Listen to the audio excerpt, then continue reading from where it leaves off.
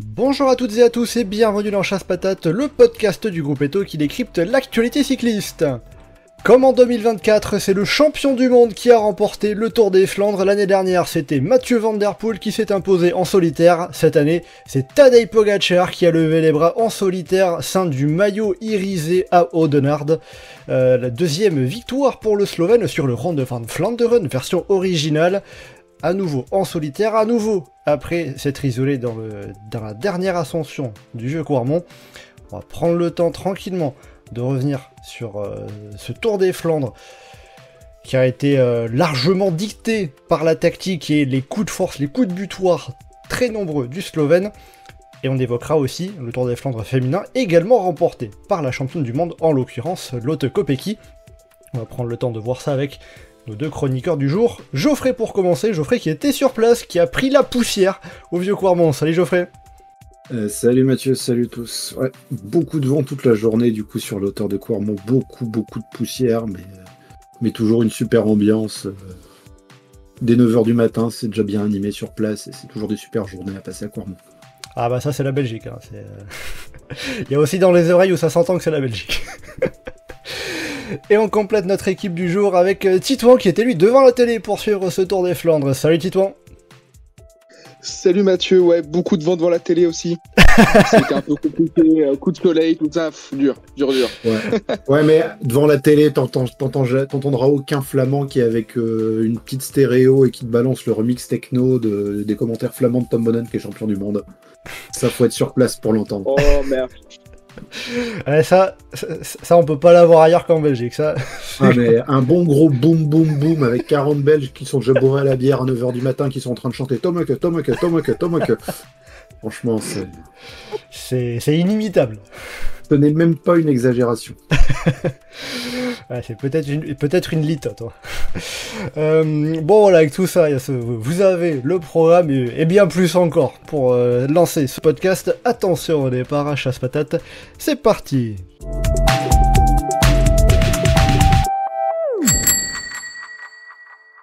Alors on va commencer par un plus ou moins rapide résumé, parce que je me suis noté beaucoup de choses, au cas où vous n'ayez pas forcément suivi la course avec beaucoup d'attention, ou que vous n'ayez pas forcément pu suivre la course. Bon, je vais commencer plus ou moins mon résumé au Molenberg, à 110 km de l'arrivée, même s'il y a eu plusieurs événements, l'échappée matinale, plusieurs chutes, notamment Mathieu Van Der Poel, c'est un événement qui est quand même relativement important. Et donc, dans le Molenberg, à environ 110 km de l'arrivée, on a les premières anticipations avec notamment Stefan Kung et Tish Benoot, rejoints ensuite par d'autres coureurs, dont Filippo Ganna et Matteo Trentin. Là, il leur faut une vingtaine de kilomètres pour rejoindre l'échappée. Ils vont compter jusqu'à 1 minute 20 d'avance sur le peloton, un groupe d'une quinzaine de coureurs. Et puis, on arrive dans le deuxième passage du vieux Quarmont. Et bien, Pogačar, qu'est-ce qu'il fait ? Il attaque. Les premiers pavés, il avait beau avoir lancé Florian Vermeersch juste devant lui. Vermeersch sert d'îlot directionnel et Pogačar attaque. Il est suivi par Van Aert, Jurgensen, Van Der Poel et Pedersen. Le peloton il revient juste après, mais dans le Paterberg, juste derrière, ça repart avec Van Der Poel qui est seulement suivi par Pogačar. Après la descente du Paterberg, on n'a que quelques coureurs qui reviennent. Pedersen, Van Aert, Jurgensen et Stuyven. On aura ensuite un petit peu quelques autres, mais pas bien longtemps. Dans le Koppenberg, Pogačar attaque, suivi par Van Der Poel, ça se regroupe. Dans le Stenberg-Dries, Pogačar attaque, suivi par Van Der Poel, ou presque, il revient alors qu'il n'était pas tout à fait dans la roue, puis ça revient. Dans le Taillenberg, Pogačar attaque, Mathieu Van Der Poel, il réussit à suivre, comme Mats Pedersen, et là pour le coup ça rentre pas vraiment de suite. C'est dans le vieux Kreuzberg où Pogačar attaque, il fait craquer Mats Pedersen qui est rejoint au sommet par Stuyven et Van Aert. Le trio revient dans la descente, juste avant le pied de la dernière ascension du vieux Quarmont, où Pogačar attaque. Cette fois c'est bon, c'est la dernière, je vous promets. Van Aert avait beau avoir anticipé juste avant les pavés. L'attaque de Pogačar, cette fois-ci c'est la bonne, elle est décisive. Et il va s'en aller gagner ce Tour des Flandres. Même si Mathieu Van Der Poel a tenté de résister un petit peu, personne n'a été en mesure de suivre. Il y a une douzaine de secondes au sommet du vieux Quarmont, environ 25 secondes au Paterberg, aussi bien au pied qu'au sommet. L'écart n'a pas bougé dans la montée du Paterberg, mais ensuite, surtout, principalement sur le plat qui mène vers Audenarde, eh bien l'écart n'a cessé d'augmenter et qui finit donc à 1 minute entre Tadej Pogačar et le groupe derrière, le groupe de 4 qui a été réglé par Mats Pedersen pour la deuxième place, devant Mathieu Van Der Poel, Wout van Aert et Jasper Stuyven. Voilà donc pour ce résumé bien détaillé. Pogačar attaque, pardon, excusez-moi, ça me reprend. Déjà la première question que je vais avoir pour vous, Titouan, Geoffrey, qu'est-ce que vous avez pensé de ce Tour des Flandres cru 2025 ? Peut-être toi, Geoffrey, pour commencer, avec la vision que tu en as eue sur place, qui est forcément une vision différente qu'on peut en avoir devant la télé, avec l'ambiance, l'animation, etc. Comment tu l'as vécu, ce Tour des Flandres 2025 ? Assez tranquille dans les premières heures, avec une échappée assez timide qui est partie. Et, voilà, je pense que derrière la télé c'était pareil, c'est-à-dire, bon, c'est juste ça, ouais, ça peut être pas mal pour Ineos, on se disait, mais en soi c'était pas plus que ça. Le petit coup d'animation par les Arkea qui, ils s'occupaient de l'entracte, visiblement, à défaut d'aller dans l'échappée. Au moment où tout le monde s'arrête de pisser, il se dit tiens, on va attaquer. C'est ça. Indirectement, on a bien rigolé en se disant que quand l'échappée était partie, qu'il y a un Wagner Bazin qui est parti en contre, on s'est dit ça a dû gueuler dans les oreilles parce qu'ils ont loupé l'échappée, pour qu'au final, la réalisation, on n'ait absolument rien à foutre des deux mecs intercalés qui ont passé 3 heures intercalés. La seule image qu'il y a eu sur eux, c'est quand ils se font reprendre par le peloton. Si, on les a vus une fois d'hélico. Voilà. Vous avez vu une fois d'hélico ? Ouais, on a vu une fois d'hélico, c'était Jens Reinders et Max Walker, je crois, d'IF. Ouais, c'est Max Walker qui... Bon. Mais voilà, c'est juste après, pour les citer. Quand la course s'est lancée, au niveau du Molenberg, c'était assez bizarre parce c'est Ballerini qui est sorti en tête. C'est quoi ce bordel ? Pour dire, moi, je reconnais Ballerini, mais je dis, mais non, c'est pas possible que ce soit Ballerini, ça doit être un autre qui sort dans le Molenberg. Mais non, c'était vraiment lui. Et puis derrière, on commence à voir toute la composition de ce qu'il y a derrière, et puis là on se dit la course est vraiment lancée, on voit l'écart qui monte, et on se demande qui va rouler derrière, parce que toutes les équipes ont un mec devant, ça a forcé les UAE à y aller. Et pendant un longtemps, on va dire, il n'y a pas eu spécialement une grosse hype, parce que souvenir d'il y a 2 ans, et on se dit ouais, un Pogačar, s'il veut y aller dans le Berendries, il reprend 30 secondes sans problème. On passe le Berendries, s'il y va pas, on se dit ouais, mais à Quarmont, s'il a 45 secondes, il revient tout seul, donc même s'il y avait une très très belle échappée, il n'y avait pas une aussi grosse hype que l'année dernière quand c'était Pedersen et Van Der Poel qui s'étaient mis en route très tôt. Mais petit à petit, on voit l'écart qui monte et qui monte et qui monte, et on commence à se demander ce que ça va être. Puis oui, parce que c'était pas des peintres devant, hein. Tish Benoît, Stefan Kung, Philippe Ogana qui avait un équipier. Ouais. Puis il y avait aussi un coéquipier de. Je te laisse imaginer pour lequel j'ai le plus donné de la voix quand l'échappée est passée au deuxième passage de Quarmont, mais. J'imagine que c'était Marco Haller. Mais on peut aussi d'ailleurs, juste par rapport à ce groupe, préciser, parce que je l'ai pas fait tout à l'heure, qu'il y avait un coéquipier de Mats Pedersen avec Dan Holle et un coéquipier de Mathieu Van Der Poel avec Quinten Hermans. Quinten Hermans, ouais. Et quand on a le premier passage, on voit Pogačar qui se met en route, qui éclate tout, et puis les chronos qui affichent sur l'écran géant, l'écart qui sont repris, et je dis ouais, c'est des costauds devant, mais il a repris que 20 secondes sur le pavé en montée qui est le plus long. Et du coup, tiens, il va peut-être être en difficulté, parce que pour revenir, du coup, il sera obligé de faire ça sur tous les pavés, et on se disait mais il peut pas le faire. Bon, finalement, il l'a fait quand même. Donc après, ça... Voilà, se demander à chaque fois quand même, à se dire peut-être qu'avec le vent de face, il va pouvoir revenir, mais en fait, tout le monde était cramé sur la fin, et il restait quand même le plus frais malgré toutes ces attaques. Peut-être à se demander ce que ça aurait donné si Mathieu Van Der Poel n'avait pas chuté, puis visiblement il était malade ou un truc. Enfin, ouais, d'après Christophe complètement à 100%. En tout cas. D'après Christophe Rodoft, il était tombé malade après le 3 classique. Il a passé pas mal de jours sous antibio. Ouais. Mais bon, après, quand même une grosse ambiance, et même si c'est pas le coureur dont je suis le plus fan, ça fait quand même très plaisir de retrouver un Wout van Aert en forme, parce que sa première attaque, les Belges y croient pas, en fait, c'est limite désabusé par cet endroit-là, c'est qu'il y a plus de gens, il va se faire dégager au plus vite. Puis dès qu'il se mettait à vraiment suivre les meilleurs, à être devant, il y avait de l'ambiance, quoi. Donc c'était bien de le retrouver vraiment là-dedans, et ça promet vraiment une très très bonne course, j'espère. Pour Roubaix, avec pour moi 5 coureurs qui sont vraiment en mesure de le gagner. Et ça m'a bien bien hypé pour Paris-Roubaix. Et tu sais qu'il faut pas grand-chose pour que je sois hypé Oui, pour Paris-Roubaix oui, déjà. là oui. Hein. Mais donc là, toi, ce que tu retiens le plus de ce Tour des Flandres, c'est que ça te hype pour Paris-Roubaix plus que au final ce que t'as vu Bah, sur la ce course, c'est dimanche. ça, une fois que c'était lancé, ouais, Pogacar était au-dessus des autres. Il a dû s'y reprendre à beaucoup de reprises pour se mettre tout seul, et comme tu l'as dit, il avait qu'une douzaine de secondes au dernier passage de Quarmont, mais une fois que la différence s'était réellement faite, là c'était fini. Donc en soi, la course, il n'y a pas eu. Enfin, il y a des équipes qui ont anticipé, mais Pogacar, il a juste fait du Pogacar, c'est y aller à fond, jusqu'à ce qu'il n'y ait plus personne dans la roue, quoi. Toi, Titouan, qu'est-ce que tu en as pensé de ce Tour des Flandres devant la télé? Euh, qu'est-ce que tu retiens? Est-ce que c'était une belle course déjà? Bah, j'ai trouvé, ouais, que c'était une assez belle course. J'étais assez agréablement surpris du déroulé de la course, à quel point c'était plaisant, à quel point il y avait un peu de suspense, un peu de tactique, et que c'était pas que du bourrinage. Il y avait déjà un petit jeu entre Alpecin, UAE qui roulait, etc.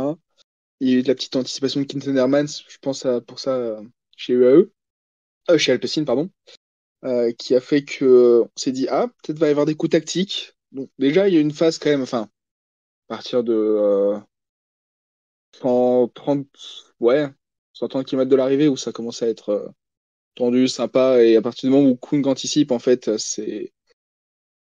Bah, il y avait un champ des possibles qui était ouvert, avec l'anticipation de Benoît aussi, qui a fait que Visma s'est retrouvé en bonne position tactique. Euh, et du coup, on surnombre à l'avant, même Danoule, pareil. Et c'est vraiment pas quelque chose auquel je m'attendais. Moi, j'imaginais vraiment, comme j'avais dit dans le précédent podcast, que ça allait être juste festival d'attaque de Van Der Poel et Pogacar et qu'ils allaient faire la différence, entre guillemets, facilement. Finalement, pas tant que ça. Ils On ont a pu quand être même eu un suivis, festival mais d'attaque. bon, on a quand même eu un festival d'attaque. Mais ils ont été suivis et ça n'a pas suffi pour décrocher tout le monde. Bon, sauf quelques attaques qui ont décroché le monde, mais ils ont pu être attrapés après parce que bon, les routes de transition permettent ça aussi à certains moments. Et rien que ça, c'était quand même assez cool de pas avoir la course pliée trop loin de l'arrivée, qu'il y a eu ce duel qui s'est transformé finalement en course en billard à je ne sais pas combien de bandes, enfin avec les Lidl Trek, les Visma qui se sont rajoutés dans l'équation et qui ont été peut-être plus malins que ce qu'on aurait pu imaginer, plus fort. En tout cas, enfin les Visma notamment ont très bien joué. Lidl Trek, je sais pas si je dirais que leur finale a été très malin, surtout de la part de j'allais dire surtout de la part de Stuyven, mais ni Pedersen ni Stuyven l'ont vraiment bien géré. Mais il y avait des trucs plaisants, il y avait de quoi voir, et au moins à 50 bandes de l'arrivée, on savait pas quel allait être le résultat, donc ça c'était assez cool. Puis ouais, même le solo de Pogacar, à un moment, il y avait quand même un monde où on se disait, peut-être qu'il va pouvoir se faire reprendre à Paterberg si tout le monde collabore bien, si lui il est cramé un peu bon. Comme Ouais, disait Geoffrey, tout le monde était cramé à la fin, donc oui, moins que les autres. Même Van Fass, il a pu faire la différence, donc bon, Mais c'est vrai ça te que donnait. le fait de voir Pogacar, ne serait-ce que ne pas reprendre de temps dans le Paterberg, ça avait joué à se dire ah, il y a toujours du suspense. C'est ça. Il y a Patrick Montel aurait dit alors peut-être, mais Alors que pas du tout, au final. ouais, alors que pas du tout, non, vraiment. Au bout d'un kilomètre après le Paterberg, on s'est rendu compte que non, ça allait pas le faire et qu'il allait gagner. Moi, j'avoue, j'ai quasi éteint la télé à ce moment-là. J'étais bon, allez, c'est fini. J'ai regardé la fin, mais voilà. Et d'ailleurs, c'était assez sympa aussi la course pour le podium à la fin. Donc, franchement, hein, une bonne édition du Ronde. Moi, personnellement, j'ai préféré à l'année dernière. Après 2023, j'avais pas vu, mais voilà. Bon cru, à mon humble avis. Geoffrey, pour comparer déjà à l'année dernière comme le fait Titouan, est-ce que t'as préféré 2025 à 2024? J'ai préféré 2024-2025. Est-ce parce que c'est Euh, Mathieu Van Der Poel qui avait gagné en 2024? Ou non, par hasard? par rapport à Pedersen, j'avais été vraiment très surpris de voir un aussi gros favori partir d'aussi loin, parce que c'est un truc enfin, même sur le round 2, on n'imaginait pas ça. Et le fait de passer là, techniquement, ça a enclenché un chouïa plus tard. Et c'était plus plein d'outsiders, donc la course en soi était super, mais le fait de passer après l'année dernière, j'avais eu un meilleur ressenti l'année dernière de la course, mais de ce qu'on avait déjà débattu avec quand on avait discuté de la course. C'est le fait d'être sur place avec une telle animation plus loin, ça avait mis une plus grande animation que ceux qui l'avaient suivi derrière la télé, qui disaient bon bah voilà, numéro de Van Der Poel et c'est tout. Oui, ça joue forcément dans le vécu, le ressenti, ce qu'on Ouais, je retient de la pense que course. derrière la télé, l'aspect suspense prend plus le dessus que l'aspect Animation. entre guillemets performance pure et émulation collective par rapport à l'ambiance qu'il y a, mais ça reste quand même une super course quoi. Là. Enfin, c'est une remarque qu'on peut se faire tous les ans, mais voilà quoi. Hein, ça n'a pas bougé aussi loin dans 3 semaines. Ouais, c'est un truc qui est récurrent d'ailleurs, c'est entre le Ronde 2 et Liège, c'est qu'à l'époque où Ronde 2 on disait ah, bon, avec le nouveau parcours là, le Koppenberg, c'est à 40 bornes de l'arrivée, il faut attendre d'être à 40 bornes de l'arrivée pour avoir des mecs attaqués. Bon bah maintenant sur le Ronde 2 ils attaquent sur Liège ils attaquent parfois à 40 bornes de l'arrivée, mais sur le Ronde 2 maintenant c'est à 100 bornes, donc les Flandriennes gardent cet aspect-là.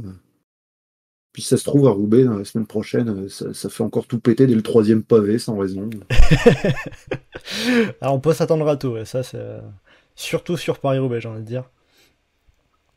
Au final, pour ce Tour des Flandres 2025, je pose la question qu'on a l'habitude souvent de poser. Quelle note vous mettriez à cette course une note sur 10 que, vu que sur le forum, il y a une note seulement sur 5, entre guillemets, qui a été lancée. On est plutôt sur du 4 sur 5. Vous seriez plutôt dans ces eaux-là? Ouais. Tu tournes? Ouais, pareil, 4,5. Ouais, 4,5. Pour moi, bon cru. Franchement, très bon cru. On n'est pas loin du 5.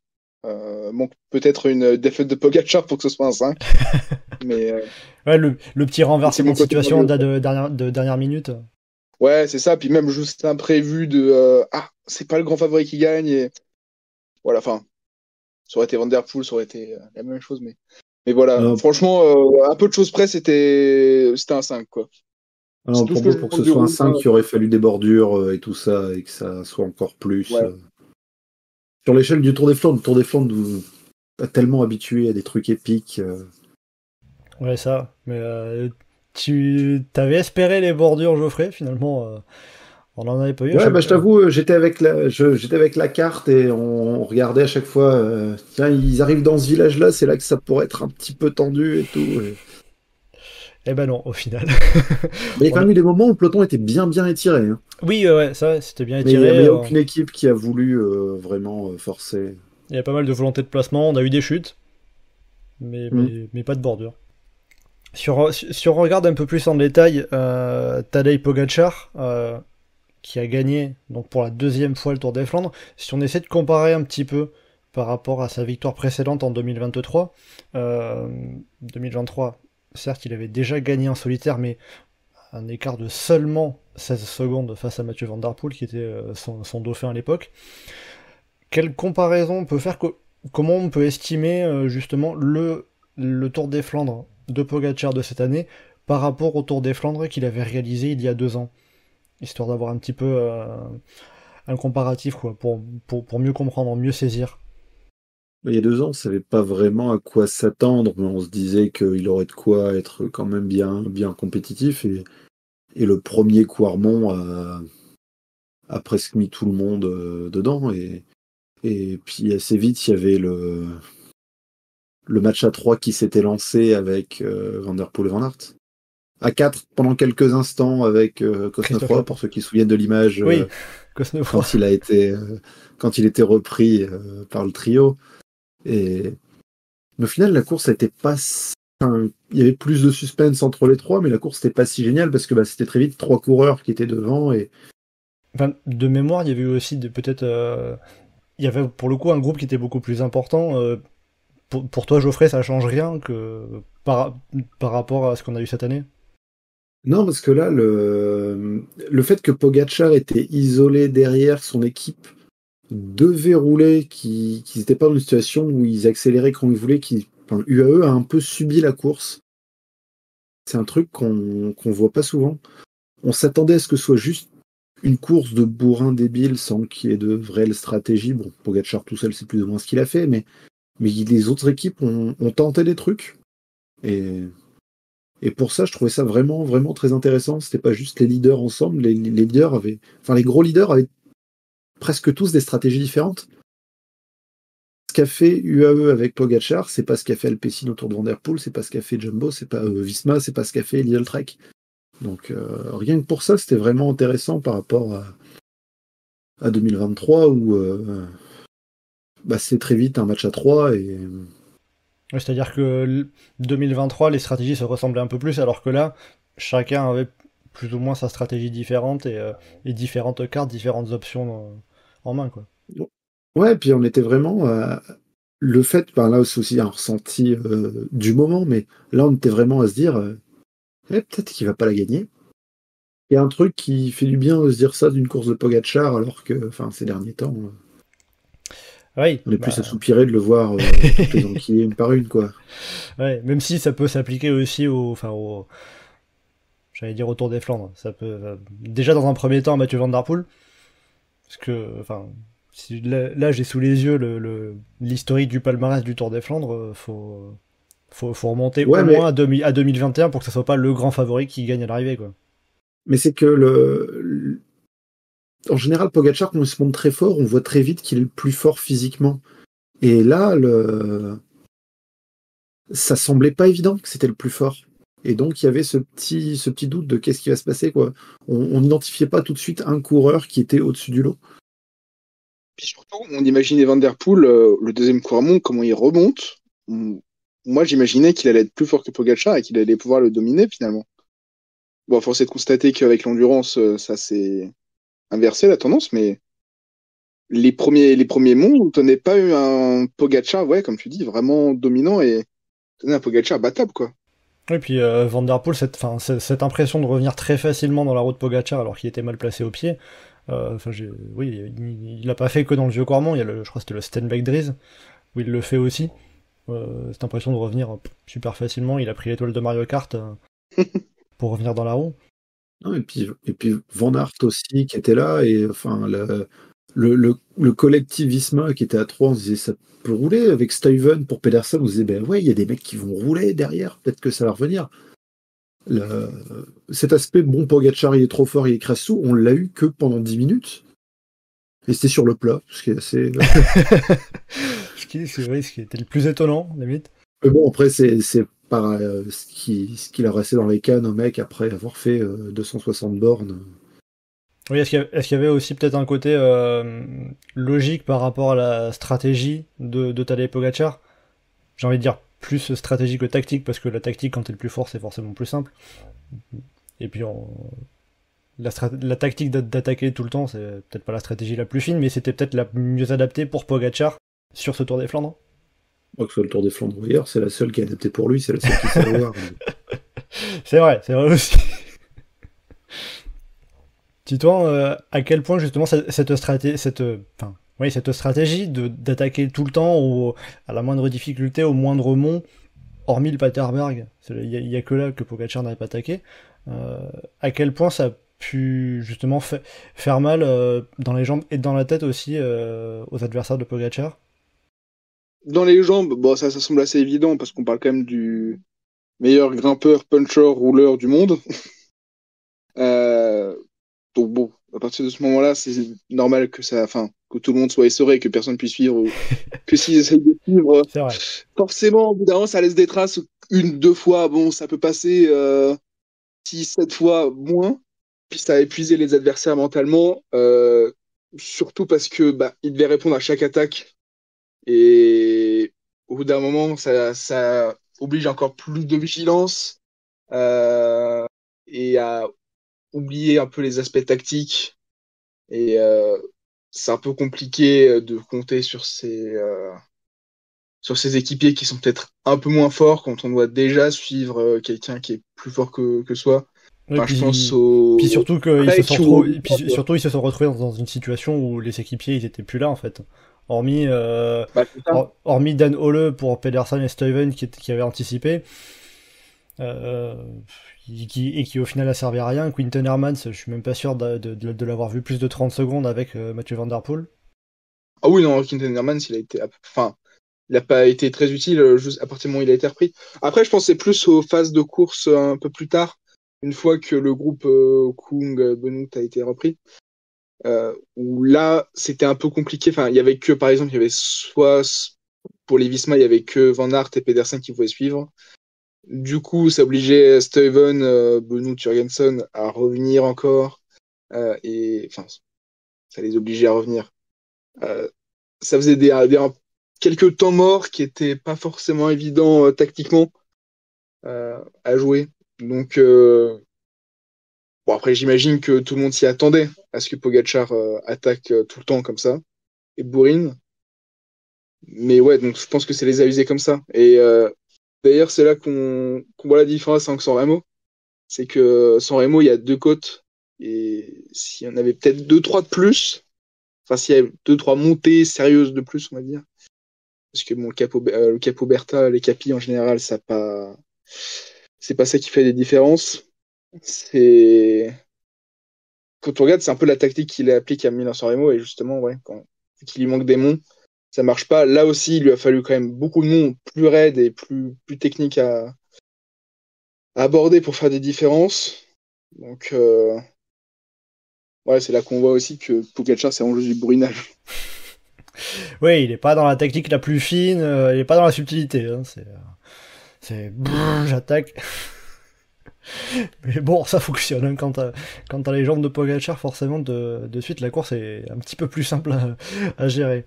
Et après aussi, par rapport à ce qu'a fait Tadej Pogacar, à savoir attaquer partout, tout le temps, dès que ça montait, est-ce que ça a rendu la course presque impossible à gagner pour ses adversaires par eu égard des qualités de Pogacar et de tout le contexte en fait. On a évoqué le fait que Van Der Poel n'était pas forcément à 100%, qu'il avait chuté, que c'est lui qu'on attendait le plus face à Pogacar et qu'après Van Aert, du Pedersen, Stuyven, etc.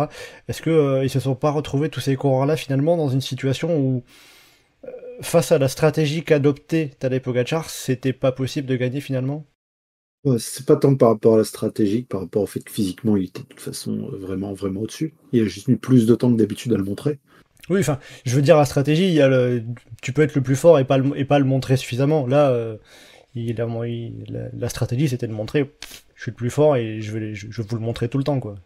Certes, il a fallu du Bah, temps, je sais mais pas si c'est tant le montrer que, Ah, parce que je sais pas si c'est le montrer que l'imposer, quoi. ouais, et puis les écarts, encore une fois, en route Quarmont, ils sont pas si grands que ça. Ce qui l'a servi aussi à Pogacar, c'est il est ultra agile sur un vélo, quoi, parce que quand tu disais les écarts, il prend presque quelques secondes de plus dans la petite descente de Quarmont jusqu'au Patersberg que dans la montée de Quarmont même. ouais, c'est vrai. Parce que si l'écart reste réduit et si au moment de se retrouver, comment dire, traverser l'Escaut, de prendre le rond-point à droite et de se retrouver sur la ligne droite, si à ce moment-là, il a que même encore une quinzaine de secondes, c'est-à-dire s'il reprend rien, là derrière, tu peux avoir des études peut-être différentes et ça peut vraiment le faire pour les mecs derrière, donc ça se joue vraiment à pas grand-chose. Titouan, est-ce que t'es d'accord avec ça, avec ce que disait Geoffrey, que Pogacar était le plus fort, mais finalement ça s'est pas joué à tant de choses que ça? Oui et non, ça s'est pas joué à grand chose, mais puis en plus quand on regarde ouais, l'écart après le Paterberg, il est pas immense, mais ça s'est joué quand même à un certain gouffre parce qu'on voyait que Pogacar, comme on disait au début, Pogacar il lui restait de la fraîcheur, toute proportion gardée, mais il lui en restait en tout cas dans les jambes pour finir solo, vent de face et pas plier. Euh, Là où tout le monde était cramé et pensait était un peu résigné et se disait bon bah on va jouer le podium et on va jouer les tactiques pour le podium et histoire de finir deuxième et pas quatrième quoi.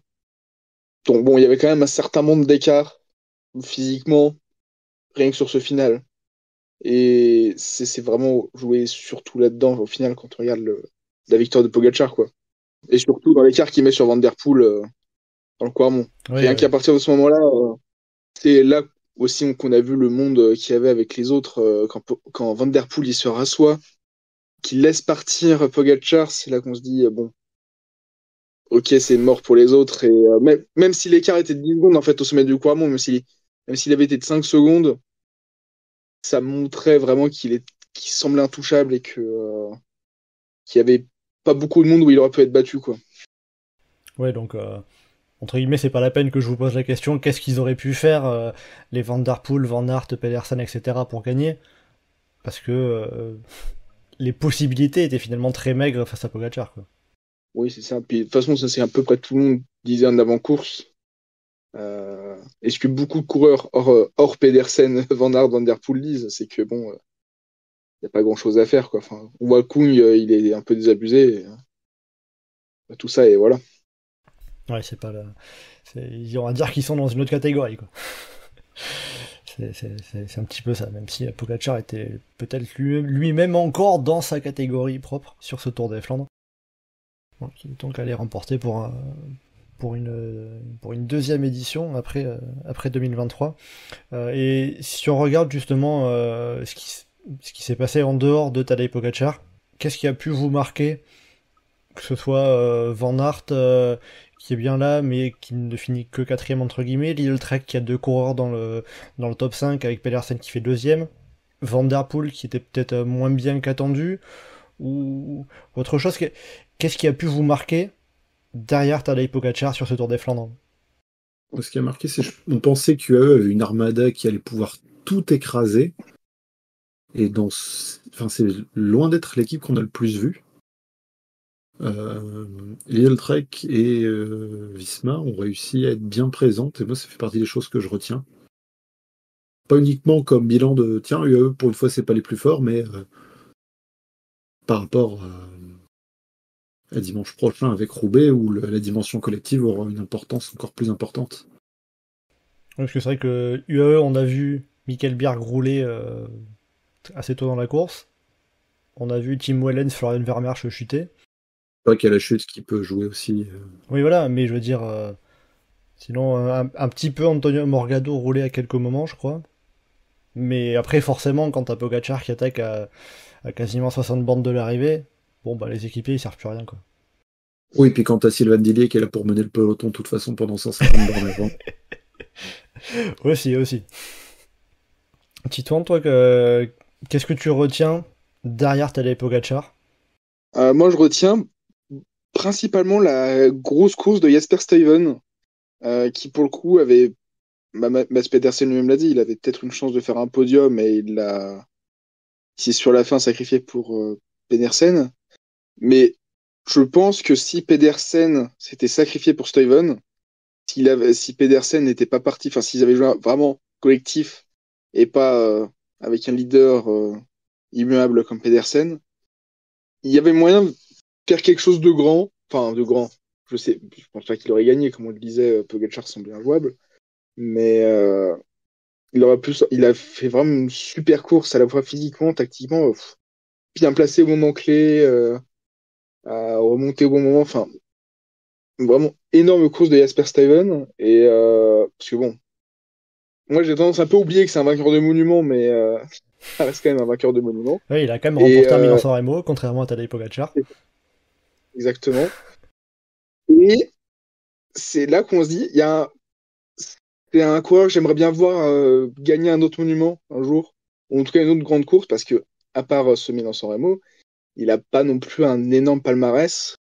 Et sur le Tour des Flandres, il est toujours bien placé, donc m'a fait me dire, j'espère quand même qu'il va en claquer une très belle d'ici la fin de sa carrière. Parce que très beau coursier et assez kiffant à suivre. C'est vrai que même depuis justement ce Milan-San Remo 2021, il a pas gagné sur route, hein, Jasper Stuyven. Donc ça fait déjà 4 ans.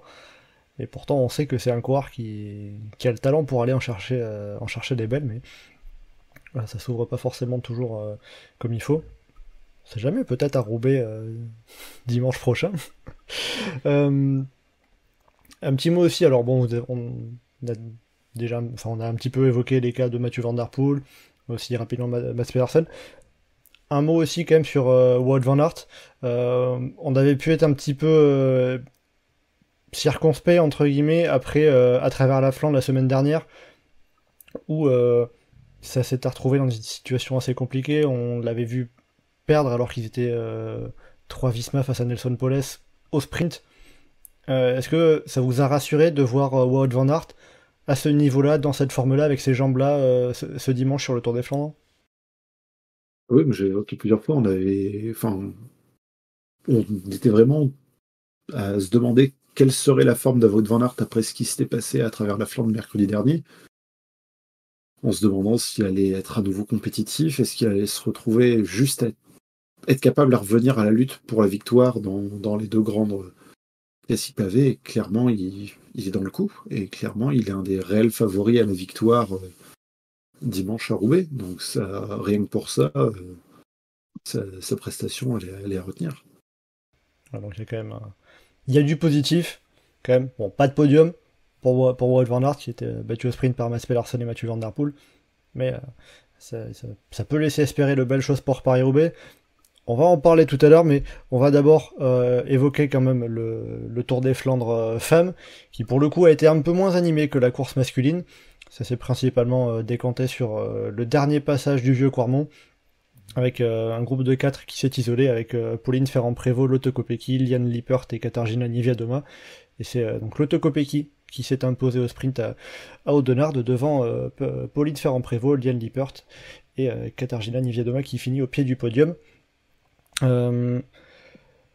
Qu'est-ce qu'on peut dire sur ce Tour des Flandres femmes que, d'ailleurs, Lotte Kopecky remporte pour la 3e fois. Elle devient la seule femme, la première à remporter à 3 reprises le Tour des Flandres.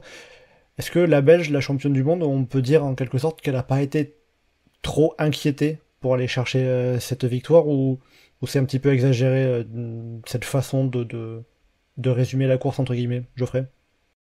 Ouais, c'est un peu exagéré, parce que elle était bien moins inquiète dans son premier succès quand elle pouvait bénéficier du travail d'une équipière jusqu'au bout, et encore moins il y a 2 ans. Là, il y avait quand même un petit doute sur ce qui était, parce qu'elle n'a pas été en mesure de faire la différence. Ouais, SD Works a joué la carte collective, mais quand Michel Bredevold est parti devant, c'était aussi pour pouvoir se déresponsabiliser un peu de la gestion du peloton, signe qu'on n'a pas une SD Works en mode rouleau compresseur qui va rouler sur tout le peloton comme elle a pu le faire parfois ces dernières années. C'est pas nécessairement celle qu'on attendait le plus au Tour, mais bon, Puck Pieterse qui a chuté, l'abandon d'Elisa Lamborghini. Je m'attendais pas à retrouver une Liane Lippert aussi forte physiquement dans les montées, notamment Kreuzberg au Tonde, elle s'est montrée bien costaud, et Pauline Ferrand-Prévot, je m'attendais pas à la voir dans le coup pour la gagne. On avait pas mal discuté sur place ce jour-là, se dire qu'est-ce qu'elle pourrait faire. Moi, je me disais, sur le pilotage, il y a de quoi faire. Et effectivement, une des images qui m'a marqué d'elle, c'est la descente du Stationsberg, où elle double tout le monde en prenant une trajectoire qu'elle est la seule à prendre avec une facilité. Voilà quoi. Enfin, on sent qu'elle est là-dedans. Une fois que le quatuor est parti, la 4e place de Katia Niewiadoma, ça s'était acté. Il n'y a pas le moindre doute là-dessus. C'est la seule qui a tenté. Bon, avec le punch de Stéphane Kuhl, mais elle a tenté. La seule à tenter, et à mal le tenter, et à abandonner sa tentative tout de suite. Enfin, c'est... Elle a vu, ce que c'était quoi? C'était à 600 mètres, peut-être même pas. C'est ça en fait, mais si elle veut faire un gros effort, t'attaques à 2 km de l'arrivée pour mettre du doute là-dessus, parce que quand tu pars à 600 mètres, les autres vont suivre, mais si t'as de quoi tenir que 200 mètres, il faut pas partir aux 600 mètres non plus. Parce que là, on était à se demander qui allait arrêter le rythme, de passer les relais en premier. Je voyais plusieurs fois Pauline Ferrand-Prévot regarder justement Lotte Kopecky pour casser l'ordre du rythme des relais pour venir se mettre dans la roue de la Belge. C'est ce qu'elle a fait, ce qui a entraîné ensuite l'attaque de Niewiadoma. Mais bon, après au sprint, Lotte Kopecky était la plus forte, mais c'était loin d'être fait, et il y avait quand même de la tension et du suspense. Le public belge n'était pas complètement serein à la mort du sprint, mais... Oui, forcément, parce que entre guillemets, un sprint à 4, c'est plus incertain qu'une victoire en solitaire. Là, je vais pas révolutionner le vélo en disant ça, mais... Et la pointe de vitesse en plus dans un sprint au bout d'un Tour des Flandres, même si bon, côté féminin, c'est que 170 km. Oui, mais il peut se passer beaucoup de choses. Ouais, la fatigue de la journée, tout ça, l'Otokopeki qui a peu de jours de course, qui n'était pas exceptionnel dans les jours précédents. Ça offrait vraiment une alternative à ce qui se passe sur la course masculine, comme ce qu'on a vu à Wevelgem. Donc ça reste sympa d'avoir sur des tracés assez similaires quand même de courses bien différentes. Oui, ça pour le coup, on a eu... C'est quoi ça? On a eu d'un côté une course masculine où ça partait un petit peu dans tous les sens, et de l'autre côté une course féminine qui était davantage dans l'attente. Ouais. On peut le dire comme ça. C'est ça. Même si dans les deux cas, on a un sprint du peloton qui est fait en bourrin. On se demande, mais comment il y a encore l'énergie pour faire ça avec Ghana d'un côté et puis Kim Le Court Piénard qui fait plusieurs longueurs. On pourrait presque être classé pas dans le même temps que les autres, tellement. Ouais, ça, un sprint à l'arrivée du Tour de Flandre, il peut se passer beaucoup de choses. Mais donc, ouais, ça fait justement cette victoire à nouveau de l'Otokopeki qui avait gagné en 2023 en solitaire et en 2022 face à Annemiek van Vleuten, avec quand même l'aide de Chantal van den Broek-Black. Et la disparition en direct des Néerlandaises qui dominent le cyclisme mondial depuis plusieurs années et qui... Enfin, la meilleure qui est seulement 8e, sur les grosses courses sur le Tour, ça va faire vraiment longtemps que c'est pas arrivé. Ouais, parce qu'on a Hélène Van Dijk 8e, Puck Pieterse 9e, Puck Pieterse qui a chuté. Ensuite, c'est Anna van der Breggen et Micha Vredevol qui sont les coéquipières de l'Otokopeki. Lorena Wiebes qui avait pété dans les montées aussi. Encore plus loin dans le classement, on a Marianne Vos qui avait eu un problème mécanique, je crois, dans le Koppenberg. Ouais. Donc, ouais, j'aime bien voir du monde à pied dans le Koppenberg, mais j'aurais préféré que ce soit quelqu'un d'autre que Marianne Vos. Ouais, je comprends. Mais bon, au final, c'est l'Otokopeki qui a gagné, donc est-ce que t'es quand même pas content? Ah bah... Si, bah... Voilà, transition vers nos pronostics pour Paris-Roubaix, c'est ça? J'ai quand même encore une petite question à poser. T'as évoqué rapidement Pauline Ferrand-Prévot qui vient faire deuxième de ce Tour des Flandres, alors qu'elle n'était pas forcément prévue à la base. Elle a dit qu'elle venait principalement pour aider Marianne Vos, qui, donc, on l'a dit, a eu un problème mécanique visiblement. Pauline Ferrand-Prévot se retrouve devant, elle accélère dans le Vieux-Quarmont, elle fait deuxième au final. Est-ce que c'était une petite surprise de la voir faire deuxième, alors qu'elle est sur son retour sur route, à peine, entre guillemets, ou c'est assez logique finalement par rapport à ses qualités à Pauline Ferrand-Prévot?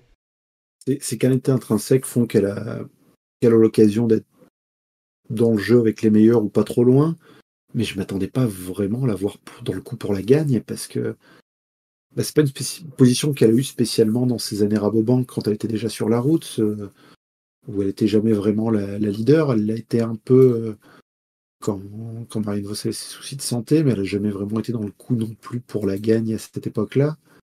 Son terrain, c'est un peu plus quand il y a plus de dénivelé. Après, elle reste quand même rapide. C'est sa prestation d'autant plus forte qu'elle a été gênée dans la chute au pied du Taillenberg et qu'elle approchait en très belle position. Ah bah, elle était troisième derrière, c'était quoi, Amber Crack et Elise Chabet? Ouais, les deux FDJ Suez qui tombent ensemble alors que... Enfin, elle retardait un bon moment, alors qu'elle, si elle se trouve, elle partait pour attaquer dans le Taillenberg, donc il y a presque même des regrets pour Pauline Ferrand-Prévot, quoi, sur cette course au final. Ouais, des regrets peut-être pas, parce que quand t'es pas prévu sur le Tour des Flandres et que tu fais deux... Oui, c'est déjà bien, oui, forcément. Et puis, on va dire, imagine, elle fait deux derrière Liane Lippert qui gagne, c'est pas pour diminuer le talent de Liane Lippert, mais enfin, elle fait deux derrière l'Otokopeki, quoi. Oui, c'est la championne du monde, c'est la triple vainqueur désormais du Tour des Flandres. Voilà, donc c'est même celle sur qui il y a un journal flamand qui met tous les ans des petites casquettes avec des noms de coureurs dessus. Certaines années, ils mettent en avant des anciens champions, par exemple Eddy Merckx, Roger de Vlaming, tout ça.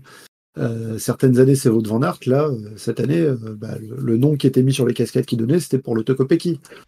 Donc, Ah, c'est... Faut dire que c'était la carte belge qui avait le plus de chances de gagner le Tour des Flandres. Ouais, mais d'un autre côté, les côtés masculins, ils font 4-5-6. Hein. C'est vrai, mais pas de victoire. Ils font... parce que, d'ailleurs, justement, je crois que j'avais vu la stat, je me demande si c'est pas la plus longue disette belge chez les hommes, puisqu'il n'y a pas eu de victoire depuis Gilbert en 2017. Alors que pour le coup, chez les femmes, ça marche très bien avec Lotte Kopecky. Alors, va dire ça aux Flamands en plus, que le dernier, c'est Philippe Gilbert, et que pour eux, il faut remonter encore plus longtemps en avant pour avoir un Flamand qui gagne le Ronde 2. Ouais, Tom Bonnen, 2012. Mais c'est ça, quoi. Il y a aucun Flamand qui a gagné le Tour des Flandres à Oudenaarde 2 à part la première année où on arrivait là-bas. Bah puis même, depuis la victoire de Gilbert, il y a eu 3 Belges sur le podium. Gilbert 2018, Van Aert 2020 et Van Avermaet 2021.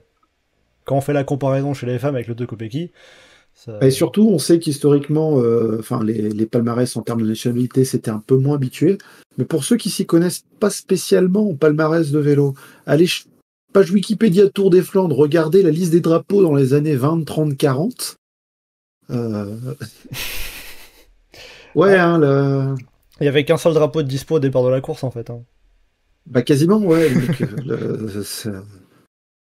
Puis après, forcément, les années 60-70, les Belges étaient très très présents dans les classiques. Et puis, on a eu les années Muséo, on a eu les années Bonnen, donc ça joue sur ça. Mais ouais, ça fait très bizarre de ne pas avoir de Belges comme ça, même si, encore une fois, là, Van Aert, on est très bien, Stuyven, très costaud. Donc, bon, a priori, ce sera pas pour 2026 si Mathieu Van Der Poel continue son alternance entre année paire et année impaire. Mais... Ouais, voilà, parce que pour l'instant, Mathieu Van Der Poel, il gagne les années paires, 2020, 2022, 2024.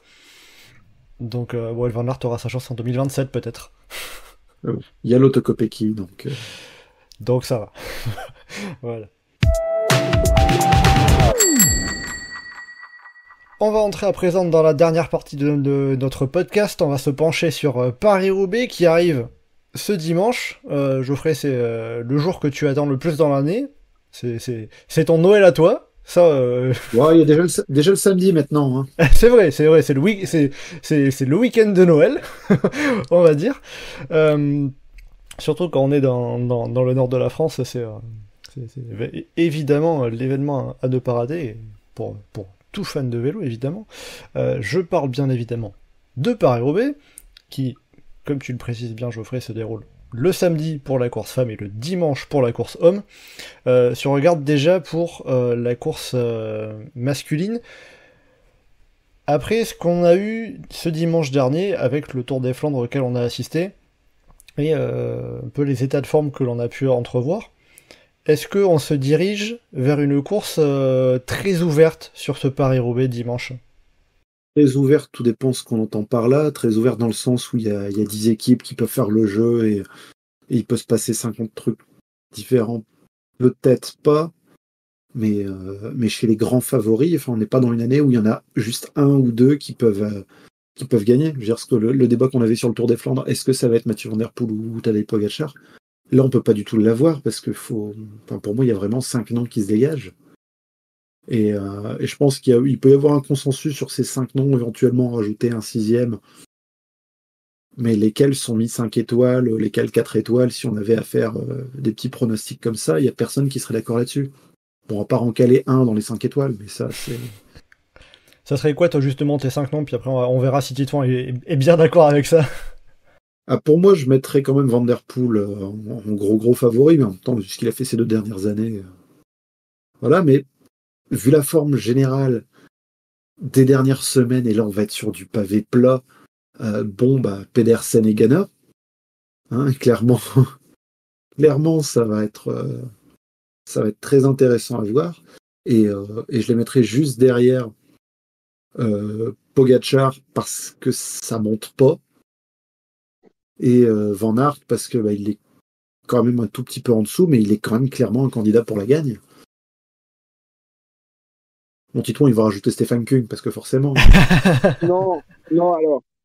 À vrai dire, en fait, Stefan Küng, je ne rajouterai pas pour la gagne, même si au fond de moi, j'en rêve. Je crois que j'en ai même rêvé littéralement, mais ça, voilà. Mais par contre, s'il y a vraiment ces 5 noms qui se détachent pour la gagne, mais les outsiders, il y en a quand même une bonne planquée aussi. Enfin, je pense, là, spontanément, bon, derrière ces 5 noms, il y a aussi des Kung, Philipsen, Milan, Stuyven, qui peut faire un gros résultat. Et là, enfin, c'est vraiment les noms qui me viennent en tête avant d'avoir la start list définitive sous les yeux. Mais il y a quand même vraiment beaucoup de gars qui peuvent faire un beau résultat, qui semblent en forme à Roubaix enfin, aux rondes, et qui devraient pouvoir faire tout aussi mal, voire plus sur du plat.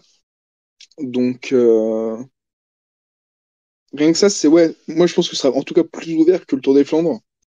Et ça, c'est vraiment agréable à voir. Puis, les collectifs vont être, comme Geoffrey disait, vont être beaucoup plus mis à contribution et vont être beaucoup plus utiles. Il va y avoir beaucoup plus de tactiques. Donc, ça va être assez intéressant. Surtout, il va avoir le vent, en plus, qui risque d'ouvrir encore davantage la course. Oui, même la météo dans son ensemble, parce que bon, forcément, là, on est en début de semaine. Savoir quel temps il fera samedi et dimanche, il faut s'appeler Madame Irma pour le dire précisément.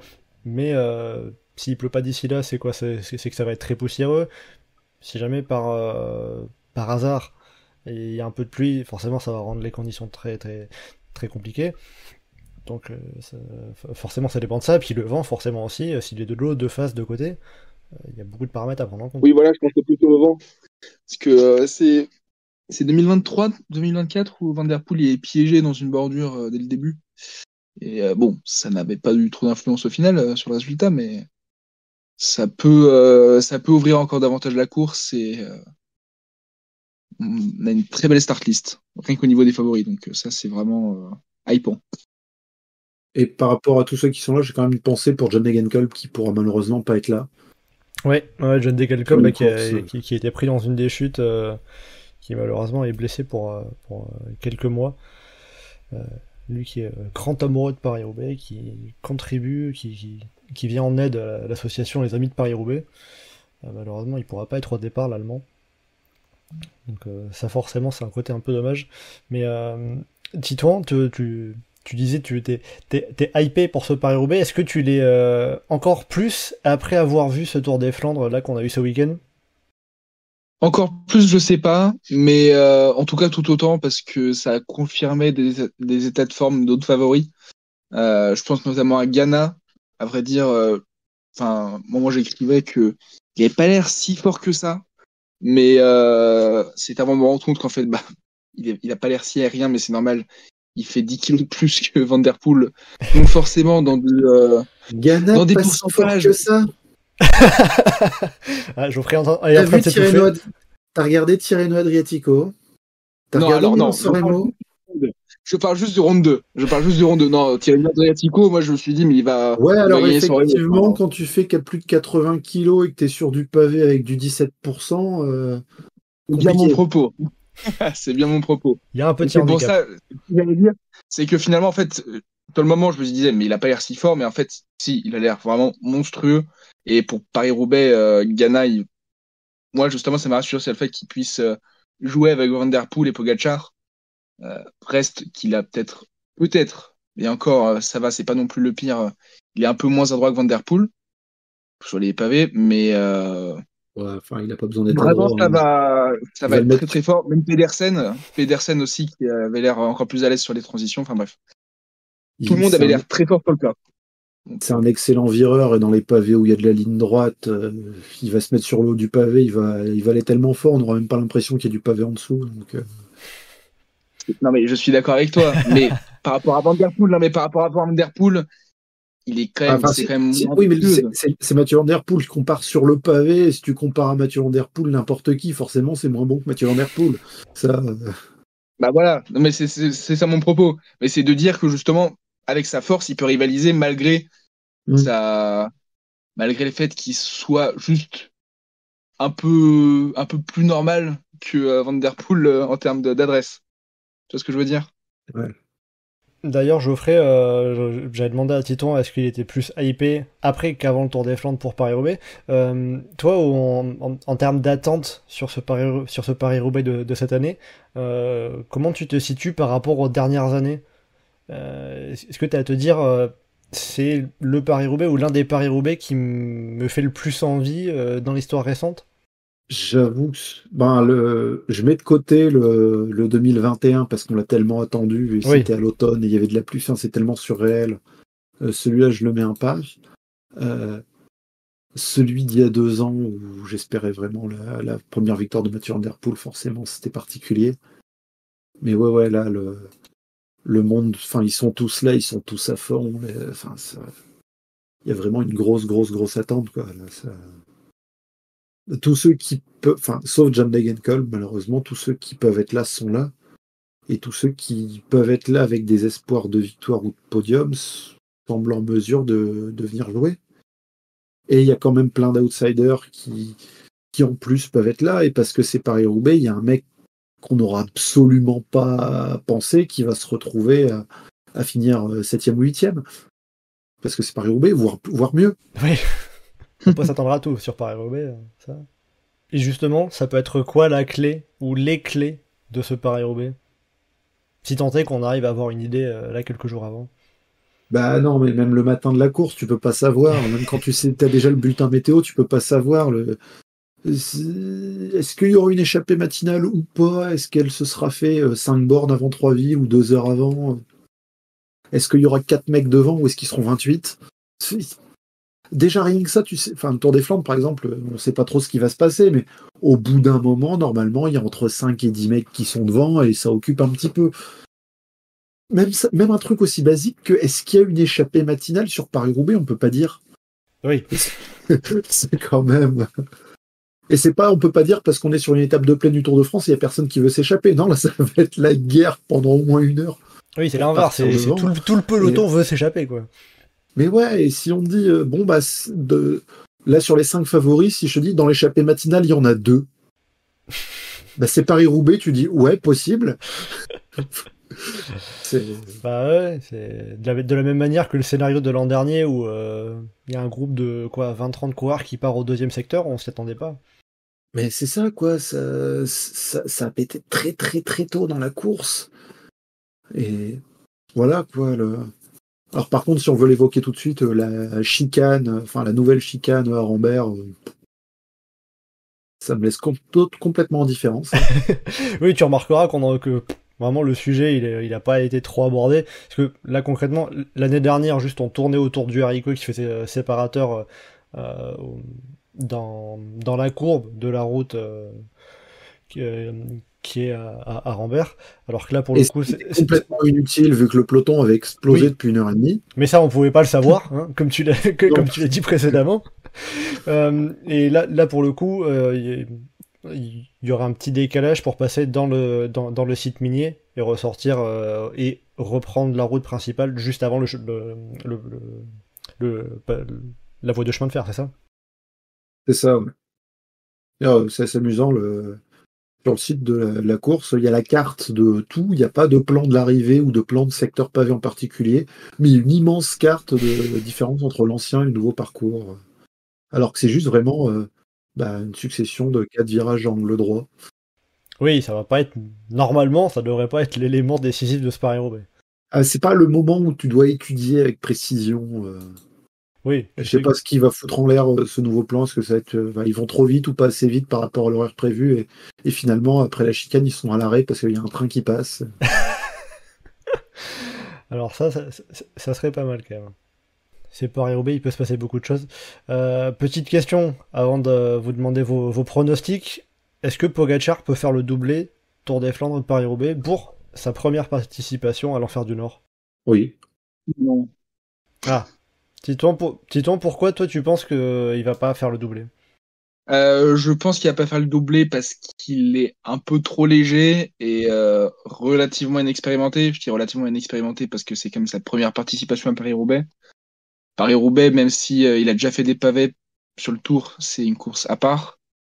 Euh, et vu le vent qu'ils annoncent, euh, Je pense que ça va encore peut-être plus favoriser les gros culs. Donc plus qu'un gars de moins de 70 kilos comme lui. Enfin, je sais pas son poids exact, mais Il est pas bien lourd. il est pas bien lourd. Non. Ou alors vraiment ses watts doivent être encore plus aberrants que ce qu'on pense dans l'école. Mais bon. Non, mais donc entre l'inexpérience, son gabarit et le fait que on disait qu'il a pas non plus décroché tout de suite les autres favoris sur le round, alors qu'il y a quand même 2000 mètres de dénivelé de plus. Bon, ça rien ne laisse présager qu'il puisse gagner. Après, c'est jamais 100% impossible parce que comme on disait, Roubaix c'est une course imprévisible, mais les probabilités me semblent vraiment trop faibles pour assurer que il peut faire le doublé. Enfin, je sais pas c'est quoi les arguments de Geoffrey, mais voilà. Justement, toi, Moi, la Geoffrey, question. pourquoi tu vois Pogacar ou gagner ou en possibilité de gagner déjà? Alors, est-ce qu'il va le faire? Je pense pas. Parce que quand tu demandais les favoris, j'en ai mis quelques-uns avant lui. Maintenant, est-ce qu'il peut le faire? Oui. Pour moi, Paris-Roubaix, c'est une course qui colle bien à ses capacités. Enfin, ça fait même un bon moment, je dis, il a beaucoup plus de chances de gagner Paris-Roubaix dans sa carrière que Milan-San Remo. Pas spécialement juste sur cette année, mais dans sa carrière en général. Mhm. Et s'il y a une course là avec Vando, donc ils vont tous être un peu poussés, ça va être une course très usante. Il est costaud dans les courses usantes, il a une excellente endurance. Des pavés par temps sec, faut juste bourriner. Bon bah bien bourriner et y aller à fond, c'est quelque chose qu'il sait faire. Et il a une grosse équipe de Flandriens autour de lui, donc il a de quoi être bien épaulé, et ça c'est quelque chose qui est important dans Paris-Roubaix. Non, pour moi, il a vraiment de quoi aller la chercher. C'est pas le favori numéro 1, mais clairement, il est là pour aller la chercher, et je pense que son envie de la gagner, elle va être décuplée par le fait qu'il est là avec le maillot de champion du monde, et que c'est pas une course à laquelle il va venir tous les ans non plus. Oui, ça. Donc, non, pour moi, il peut vraiment être en situation de la gagner. Donc peut-être un 9e monument pour Tadej Pogacar dimanche prochain, on verra ça. Parce il en est déjà à 8, histoire de vous placer un peu le truc. Je m'étais noté la stat. Certes, il a obtenu son 8e monument un peu plus âgé qu'Eddy Merckx, mais seulement entre guillemets à sa 17e participation, alors qu'Eddy Merckx c'est à sa 20e participation qu'il a décroché son 7e monument. Ouais, alors après, peut-être qu'il va se faire égaliser par un autre. Hein. Voilà, à savoir Mathieu Van Der Poel, parce que les autres ils sont encore bien loin ne serait-ce que du 8e. Mais oui, on va dire qu'il y a peut-être, enfin, peut-être plus que peut-être, plus de chances que Van Der Poel gagne un 8e monument dimanche que Pogacar remporte un 9e. Mais ça, après, Paris-Roubaix peut nous réserver plein de surprises. Surtout si c'est Mathieu Van Der Poel qui le fait. Enfin, t'évoquais des stats avec le nombre de monuments. Ça irait en dépoussiérer une belle de stats pour Mathieu Van Der Poel. Avec 3 Paris-Roubaix consécutifs. Ah oui, là, il va falloir remonter loin. Ah bah, Ça devrait être fait. Moser et la Pise. Ouf. Ah ouais. Ah ouais. Ouais, Moser 78, 79, 80. Et la Pise 1909, 1910, 1911. Donc voilà, l'objectif est fixé. Mathieu Van Der Poel, tu sais ce qu'il te reste à faire. Mais bon, déjà ne serait-ce qu'avoir fait le doublé, il fallait remonter à Tom Bonnett 2008-2009. Donc c'était déjà quelque chose. Bon, tout ça pour revenir à vos favoris, votre pronostic, messieurs, pour déjà le Paris-Roubaix masculin de ce dimanche. Titouan, tiens, pour commencer. Est-ce que tu arrives à choisir un seul nom déjà? Ouais, je réussis, je vais dire Philippe Ogana. Ok. Philippe Ogana. Bon, ça va plaire à Geoffrey, mais j'imagine que c'est pas le nom qu'il a choisi. Non, moi je vais dire Mathieu Van Der Poel, mais oui, si c'est Philippe Ogana, je serais tellement content. Ouais, on imagine. On va dire, allez, s'il y a un deuxième choix, c'est Philippe Ogana que tu mettrais pour le choix du cœur. Oui, là, il n'y a pas photo. Bon, tant qu'à faire, histoire d'aller balancer les saucisses, est-ce qu'il y aurait comme ça, le coureur surprise qui vient se mettre dans ne serait-ce que le top 10 de Paris-Roubaix? On en a un chaque année. L'année dernière, on a vu Madis Mikkels qui était là 10ème de la course. Ouais, mais voilà, lui ou Tom De Vriend ou Valdas Iskevicius, c'est les trucs que Laurent Pichon. c'est les trucs qui sont tellement... Tu peux pas anticiper, mais justement, c'est ça que j'ai envie pour sa musique. Mais c'est ça, c'est que tu peux pas anticiper et t'as pas le... Oui, mais c'est drôle. Après. Ah, mais Geoffrey, il est cartésien, il est factuel. Ah, on peut pas... Je sais pas qui vont aligner, mais je vais dire un Unibet Titema Rockets. Allez, un petit Lucas Kobis. Non, parce que Lucas Kobis, même, c'est le nom que t'imaginerais pour cette équipe-là. Ah, d'accord, donc c'est trop évident. Ok, je vois. Alors que, imagine, je sais pas, c'est Axel Huens. Je sais même pas s'il l'a fait.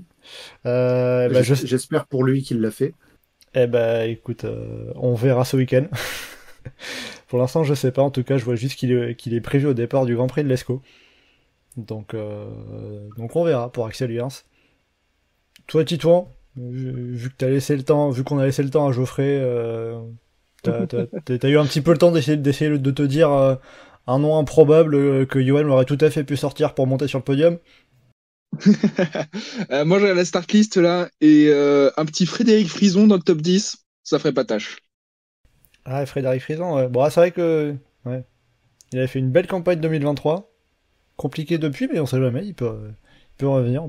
C'est le genre de coureur où on se dit, il part pas du tout favori, on sait qu'il a pu faire des trucs, on sait pas ce qu'il va faire cette année, et on va être très surpris de le voir dans le top 10, mais en même temps, pas non plus choqué. Un peu comme Lorenz Rex, quoi. On se doute qu'il peut faire quelque chose dans l'absolu, mais il faut un jour de grâce et ça peut être le sien. On sait jamais. Herman Frison, c'était son père ou son oncle? Alors, il semblerait que ça soit son oncle. Parce qu'il a gagné à Wevelgem. Non, c'est au Ronde 2 qu'il a un podium. C'est pas à Roubaix. Herman Frison a gagné Gand Wevelgem 90 et il a un podium au Tour des Flandres 89. Deuxième place. Voilà, et Herman Frison, c'est 2 top 10 sur Paris-Roubaix. Donc, peut-être au tour de Frédéric Frison cette année.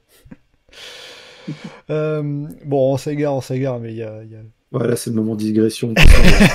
On est ça au montage. Là, on est déjà dans l'après-enregistrement, mais bon, on est là pour ça aussi. De toute façon, il y a beaucoup de noms, puis dans vos pronostics, vous n'avez pas cité du Mats Pedersen, du Wout van Aert, par exemple, mais forcément, à citer le coureur qui va gagner, il n'y a qu'un seul nom. Donc c'est obligé de faire des choix. Et toi, c'est quoi ton favori, justement? Je m'étais pas penché sur la question, mais j'ai envie de dire presque par facilité Mathieu Van Der Poel, que je vois le favori 5 étoiles, mais ça peut être ouvert. Enfin, ouais, ça risque d'être assez ouvert. Et j'ai pas comme ça, j'ai envie de dire Stefan Kung 3ème. Je sais pas pourquoi comme ça précisément. Ça me prend, mais j'ai envie de dire Stefan Kung 3ème et Pierre Gautrat dans le top 15. Donc oh, la belle cote. On verra. Le fameux solo. L'année dernière, j'avais viré pour Jordan Labrosse, qui était quasiment le seul Français dans le groupe, donc il va falloir vibrer pour des Français quand même. Hein. Parce que on n'a pas Christophe Laporte. Là, je vois pour l'instant des Français dans la start list provisoire. On a Pierre Gautrat, Mathis Louvel, Hugo Hofstetter, Hugo Page, Alexis Renard, Arnaud Desmar. Un côté féminin, ça ira mieux pour les Françaises. Ça devrait. Mais justement, côté féminin, ça serait quoi ton pronostic, Geoffrey? Ton avis? Je sais pas, non, moi je pose la question de façon tout à fait innocente, et je me dis, le choix est libre, le choix est ouvert. Le pronostic, ça reste Lotto Kopecky, après la victoire qu'elle vient d'avoir au Ronde 2. Et elles sont moins en forme que l'année dernière. Mais j'ai envie que Marianne Vos gagne. Faut pas que Marianne Vos finisse sa carrière sans avoir gagné Paris-Roubaix. Bon, il va quand même lui rester encore quelques petites opportunités à Marianne Vos. Ouais, plus toute jeune non plus, mais bon, si seulement Paris-Roubaix avait été mis dans le calendrier féminin une décennie plus tôt... Oh, elle en aurait remporté plusieurs. Oh, elle en aurait... Oh, oui. Oh, que oui. Et donc tu parlais des Françaises, Victoire Berthaud, si cette fois elle fait bien Paris-Roubaix, parce que tu l'avais cité pour le Tour des Flandres, au final elle était pas au départ, mais si elle fait bien si elle fait bien Paris-Roubaix, ça peut faire top 10. Au moins. Bah, c'est ça, c'est ce que ça avait fait l'année dernière. Il y a Marion Boras, alors c'était par une échappée qu'elle avait fini au pied du podium, enfin 5e. Mais ça compte quand même. Voilà, chef des Chues, Marie Lenette, elle était sur le podium l'année dernière. 9e. Sur le podium, dans le top 10, pardon. Oui, donc, mais il a bien élargi ton podium. Hein. Ah ouais, non, mais... à l'appareil, hein, s'il y a Marion Boras ou Marie Lenette qui fait le podium à Roubaix, tu ne réponds plus de rien. Je garantis pas l'état dans lequel je vais être le dimanche matin. Il n'y a pas de match de Wind of Dask en basket le samedi soir cette année? Non, c'est bon, on est éliminé. Ah, bon, ça te permettra de reposer un peu ta voix entre le samedi et le dimanche. Ouais, parce que s'il y avait une finale d'Euroleague à jouer le même week-end que Paris-Roubaix, ça aurait été compliqué. Ah, t'aurais été mal. Là, t'aurais été mal. Ouais, c'est pratique d'être versé dans l'Eurocup, on gagne plus tôt. Mais... Bon, voilà, ça avait déjà fait une première victoire, et puis tu devrais avoir encore de quoi vibrer ce week-end, aussi bien chez les femmes que chez les hommes. Titouan, est-ce que comme ça, t'as envie de rajouter aussi un pronostic pour le Paris-Roubaix féminin? Juste avant de poser la question à Titouan, comme ça je laisse un peu réfléchir, Geoffrey, le Paris-Roubaix femmes, il peut être également ouvert comme on a eu le cas sur le Tour des Flandres? Ouais, bah il peut être ouvert comme on l'a vu ces dernières années. Hein. À chaque fois, les courses qu'on a, c'est des scénarios différents qui se passent, donc c'est une course qu'à suivre. Et encore plus là cette année, parce que la diffusion télé est légèrement allongée et l'antenne sera prise a priori avant le premier pavé. Il faudrait que les coureuses aillent très très vite pour qu'on loupe le pavé de Gandigny-Amage. Donc on devrait pouvoir encore plus en profiter à la télé. Et ça, c'est bon, c'est bien. Et s'il faut balancer un nom sorti de nulle part pour un top 10 inattendu, je sais que tu n'as pas posé la question, mais... Le problème, c'est qu'il y en a tellement qui peuvent faire top 10. Bah oui, voilà. J'aurais dû réfléchir. Allez, Lonneke-Nuken. Ça, c'est un nom qu'il n'y aura pas. J'étais encore en train d'essayer de comprendre ce que tu m'avais dit. Lonneke-Nuken de l'équipe Volker Wessels. C'est une de Volker Wessels, donc une équipe néerlandaise qui forme bien anciennement par Valkenburg, et c'est une pistarde. Donc, voilà. Ah, en plus, bon, il y a Enfin, l'autre côté, des anciennes pistardes qui peuvent bien s'en sortir sur Paris-Roubaix. Ah, beaucoup. Ah bah ouais. À peu près toutes les Françaises que tu as citées, c'est le cas. Ouais, et je pense que toutes les Italiennes qu'on pourrait citer, c'est le cas. Et ouais, pour beaucoup de monde. Et les Américaines qu'on pourrait citer, c'est le cas. Et dans les Néerlandaises qu'on pourrait citer, c'est le cas. Et dans les Irlandaises qu'on pourrait citer, c'est le cas. Si c'est pas de la piste, c'est du cyclocross. Ouais, ou les deux. ou les deux. Hein, Kat Ferguson, Marianne Vos. Tant qu'à faire. Bon, il y a beaucoup de noms comme ça. Titouan, est-ce que tu arrives à faire un choix parmi ce que Geoffrey a pu proposer, les scénarios qu'il a pu proposer, même si c'est Paris-Roubaix, c'est ouvert. Comme ça, il y a un petit pronostic pour le Paris-Roubaix féminin. Bon, allez, on va rester dans les SD Works, si je veux dire Lorena Vibus. Je sais pas comment on prononce, mais voilà. la sprinteuse néerlandaise. Si c'est Lorena Vibus qui gagne, juste que ce soit pas un sprint à 20 sur le vélodrome, parce que ce serait moche. Ah, Non, pitié, non. Mais si c'est une victoire de sprint, enfin au sprint, mais que c'est une victoire à la Cipollini sur le dernier Gand-Wevelgem qui gagne, ouais. Après, un sprint à 20 sur le vélodrome de Roubaix, ça peut être marrant. Mais après, on a vu aussi que Lorena Vibus sur Gand-Wevelgem, elle était très bien. Alors, certes, elle manquait mal, ça monte, mais elle avait pu bien se débrouiller. Ouais, après, c'est pas le même type d'effort non plus. Là. Bien sûr. Mais on peut s'attendre à tout. Lorena Vibus qui avait pris la 7ème place l'année dernière, ce qui est son meilleur résultat sur Paris-Roubaix. Ben voilà, en tout cas pour vos pronostics. Pour compléter tout ça, on aura un petit peu plus tard dans la semaine la reconnaissance détaillée, bien détaillée par Geoffrey de la reconnaissance des secteurs pavés en tout cas, bien détaillée pour bien comprendre tel secteur mérite un quart d'étoile en moins que ce qui est annoncé par ASO. Non, ne me tente pas, je l'ai fait avec je mets un nombre arrêté d'étoiles quand même. Alors, ouais, pas en accord avec ASO partout, même pas en accord avec ASO sur quel secteur je compte ou pas. Parce qu'il y en a un qui liste pas alors qu'il y a les pavés qui sont là. Oui, je crois que c'est un secteur que toi tu divises en 3 alors qu'ASO ne compte que 2 parties, c'est ça? C'est ça, il compte que 2 parties à temps plein. Alors qu'il y a une troisième. D'ailleurs, on avait vu. Lorenz Pitti qui était tombé? C'est Pitti, ouais, j'allais dire c'est Pitti ou Eski, ouais, c'est Pitti qui était tombé dessus l'année dernière. Bah, je l'avais bien en tête l'année dernière. Je crois qu'on t'avait tous fait la remarque sur place. Ah bah.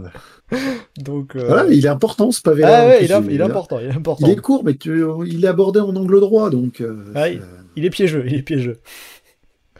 Donc voilà, comme ça, si vous voudrez mieux savoir, mieux comprendre Paris OV, il y aura plus d'infos dans la semaine. C'est quoi? C'est la reconnaissance peut-être mercredi, donc on devrait avoir le débrief jeudi peut-être. Mercredi, donc je pourrais taper le petit compte rendu de parcours et puis impression pavé par pavé avec le parcours bien frais en tête, parce que bon, a priori j'aurais déjà 2-3 trucs à dire sur chaque secteur pavé, mais et on verra en revoyant à chaque fois 3-4 jours avant. Ouais, ça permet de remettre les idées à frais, puis on verra derrière quelle équipe tu réussiras à te glisser sur les pavés. Ouais, et puis surtout de voir est-ce qu'il y a eu des travaux qui ont été faits par endroit. Ouais, ça peut... à défaut de me glisser derrière directement les coureurs d'une équipe, au moins en suivre. Ouais, en croiser quelques-uns sur le trajet un petit peu partout, parce que ceux qui sont dans la région dans la semaine, n'importe quand du mardi au vendredi, il y a moyen de croiser plein d'équipes qui passent, qui sont en reconnaissance, que ce soit les masculins, les féminins, les équipes de jeunes aussi avec des sections nationales qui sont en reconnaissance. Faut juste attendre au bon endroit, voilà. Ouais, il suffit d'attendre quelque part sur un secteur pavé, il y a un moment ou un autre des coureurs qui vont passer. Donc, Voilà. Et là, petit à petit, on va commencer à sentir la tension monter, l'intensité monter, la hype monter encore plus. Et si au milieu de tout ça, il y a une Twingo, c'est Geoffrey. C'est normal. Voilà, c'est normal. Voilà, si on voit une belle petite Twingo dans la roue de Wout van Aert sur des photos, vous saurez pourquoi. C'est pas qu'il y avait un problème mécanique sur les voitures de la Visma, c'est que Geoffrey est meilleur pilote. C'était pas sur du pilotage que j'avais eu ceux de la Visma, c'était sur de la connaissance des petites routes annexes. Pour raconter l'anecdote, par hasard, dans quelques villages dans la Pével, je me retrouve être juste derrière les voitures de la Visma, de la Jumbo à l'époque, qui suivaient ces coureurs en reconnaissance, et au secteur pavé de Warlin-Brion, il y avait les équipes techniques du département qui étaient en train d'installer les panneaux d'ASO d'entrée de secteur, donc il y avait une camionnette à l'entrée du secteur, les vélos passent, les voitures passent pas, et les 3 voitures de DS, la Jumbo, se retrouvent à être arrêtées en plein rond-point, ils s'en foutent, ça bloquait complètement. Les DS qui étaient en panique totale à essayer de chercher sur un GPS comment retrouver leurs coureurs parce que c'était à travers la campagne, quoi, cet endroit-là. Oui. Mais moi, je me suis dit, si là, je prends à droite et que je récupère sur un petit chemin tout de suite à gauche, je dois récupérer le pavé normalement. Du coup, je suis parti par là, en doublant par le trottoir parce que les voitures étaient en plein milieu de la route. Et pas spécialement pour essayer de doubler les voitures de la Visma, mais je reprends le pavé. J'accélère un peu, je reprends les coureurs, mais je reprends vraiment les coureurs avant les directeurs sportifs qui les ont retrouvés qu'au pavé suivant. Et du coup, j'ai fait tout le pavé de Sarré-Rosière, juste derrière les Christophe Laporte et compagnie, mais juste devant les voitures de... Je sais pas si Plouilleux était dedans, mais... Ah, c'est pas mal, ça. Ça fait une anecdote amusante. Ah ouais, ça, les petites anecdotes de reco, les anecdotes Twingo Gruppetto. Et j'ai fait la même l'année d'après avec l'équipe AG Insurance, côté féminin. Ah bah voilà, écoute, on te laissera voir ça. Je crois que t'embarques le Titouan aussi, qui a envie de découvrir ça. Et puis, c'est ça, les rassemblements du groupe Eto sur Paris-Roubaix, ça commence très tôt. Du Carrefour de l'Arbre, maintenant ça vient même dans la reconnaissance. Ouais, c'est de plus en plus tôt, mais vous avez raison. Écoutez. Puis on pourra faire des photos aussi pour illustrer, pour montrer l'état des pavés, tout ça. Ça va être sympa. Voilà, ou juste l'état d'une bagnole qui se fait 50 bornes de pavés sur 150 bornes de route. Aussi, ça prend bien cher. Bah écoutez, je vous souhaite une bonne reconnaissance là dans la semaine. En tout cas, il y aura de quoi faire, de quoi voir. Avec tout ça, on va arriver tranquillement à la fin de ce podcast. Donc évidemment, merci beaucoup Geoffrey Titouan de m'avoir accompagné pour débriefer le Tour des Flandres et présenter Paris-Roubaix, qui arrive donc ce week-end. On rappelle, samedi la course femmes, dimanche la course hommes, avec aussi les juniors et les espoirs, on ne les oublie pas. Ceux qui seront sur le parcours pourront les voir passer, évidemment. Pour Chasse Patate, on se retrouve la semaine prochaine, après Paris-Roubaix, bien évidemment. Et en attendant donc le prochain podcast, vous pouvez nous retrouver sur le site et le forum du Groupe Eto, legroupeeto.fr, ainsi que sur nos différents réseaux sociaux, Twitter, Facebook, Instagram, Blue Sky et Threads, notamment pour retrouver la reconnaissance de Geoffrey. Et n'hésitez pas à commenter, liker et partager ce podcast. Merci beaucoup. Vive Paris-Roubaix et à bientôt dans Chasse Patate!